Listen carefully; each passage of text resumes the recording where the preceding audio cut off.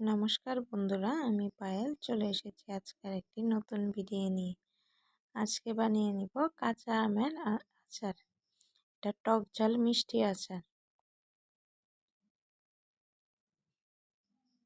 আমি কিছুটা কাঁচা আম নিয়েছি, এখানে প্রায় 1 কেজির মতো আছে। এগুলো ভালো করে ধুয়ে পরিষ্কার করে নিয়েছি। আমের আচারগুলো ছেলের আবদারেই বানানো। আর ছেলে অনেকদিন ধরে বলছে আমের আচার খাবে, তাই আজকে বানিয়ে নিলাম। আমগুলোকে আমি ভালো করে খোসা ছাড়িয়ে ছোট ছোট করে কেটে নিয়েছি। দেখুন কিভাবে আমি কেটে নিয়েছি, পাতলা পাতলা করে একদম কেটে নিয়েছি। আচারের মশলাটা বানিয়ে নেব। এখানে আমি নিয়েছি কিছুটা পরিমাণ মৌরি, কিছুটা পরিমাণ মেথি, কালো জিরে,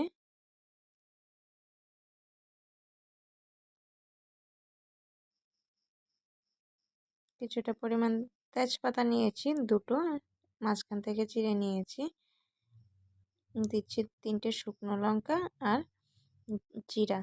আপনারা যদি ঝালটা বেশি খেতে চান তাহলে ঝালের পরিমাণটা বাড়িয়ে দেবেন। যেহেতু ঝালটা কম খাই তাই ঝালটা কম করেই দিলাম। ওকে ভালো করে কিছুক্ষণ শুকনো খোলায় গন্ধটা আসা পর্যন্ত ভেজে নেব।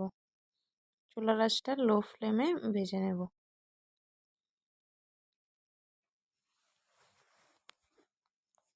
তারপর এগুলো একটু ঠান্ডা করে মিক্সির জারে করে গুঁড়িয়ে নেব। আর একটা কড়াই আমি বসিয়ে দিয়েছি। কিছুটা পরিমাণ সর্ষের তেল দিয়ে দিচ্ছি। এখানে প্রায় 1 কাপের মতো সর্ষের তেল দিয়েছি। আচারে একটু তেলটা বেশি করে দিতে হয়। দুটো শুকনো লঙ্কা দিয়ে দিচ্ছি, দিয়ে ভালো করে ভেজে নিচ্ছি শুকনো লঙ্কাটা।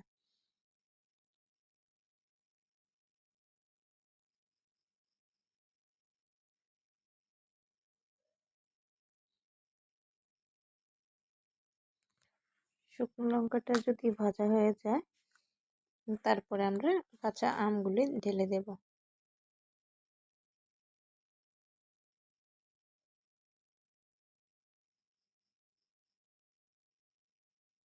শুকনো লঙ্কাটা ভাজা হয়ে গেছে, আমগুলি আমি দিয়ে দিচ্ছি। আমগুলো দিয়ে ভালো করে কিছুক্ষণ মিশিয়ে নেব।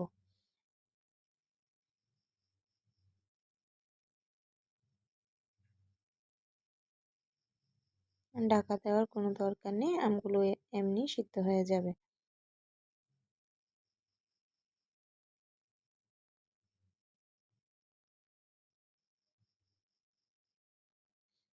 নুন দিয়ে দিচ্ছি স্বাদ মতো।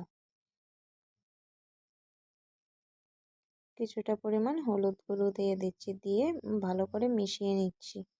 আমগুলো আমার সিদ্ধ হয়ে গেছে। এখানে প্রায় আমি 1/2 কাপের মতো চিনি দিচ্ছি। আপনারা চিনির পরিবর্তে চাইলে গুড়টাও ব্যবহার করতে পারেন, আখের গুড় বা খেজুরের গুড়। আপনাদের আমটা যদি বেশি টক হয় তাহলে আপনারা বেশি পরিমাণে চিনিটা দেবেন।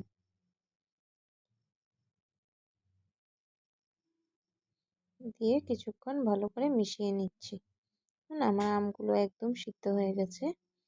এখানে আমি কিন্তু একটু জল ব্যবহার করিনি। এবার যে মশলাটা আগে থেকে রেডি করে রেখেছিলাম সেটা দিয়ে দিচ্ছি। দিয়ে ভালো করে কিছুক্ষণ মিশিয়ে রান্না করে নেব।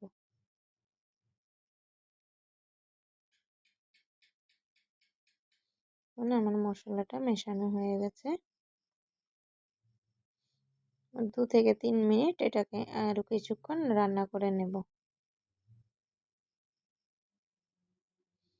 আপনারা এই পর্যায়ে চিনিটা একটু চেক করে নেবেন। চেক করে যদি মনে হয় যে আর একটু লাগবে তাহলে দিয়ে দেবেন।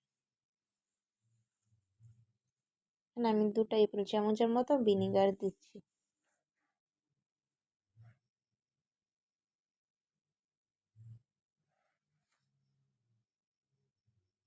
ভিনেগারটা দিয়ে আরও কিছু সময় ভালো করে মিশিয়ে নেব।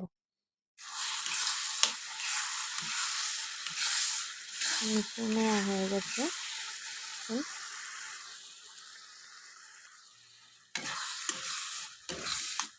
খুবই লোভনীয় এই আচারটা। বাড়িতে অন্তত একবার ট্রাই করে দেখবেন। আর আমার ভিডিওটি যদি ভালো লাগে অবশ্যই লাইক, কমেন্ট এবং শেয়ার করবেন। আর চ্যানেলটি সাবস্ক্রাইব করার অনুরোধ রইল।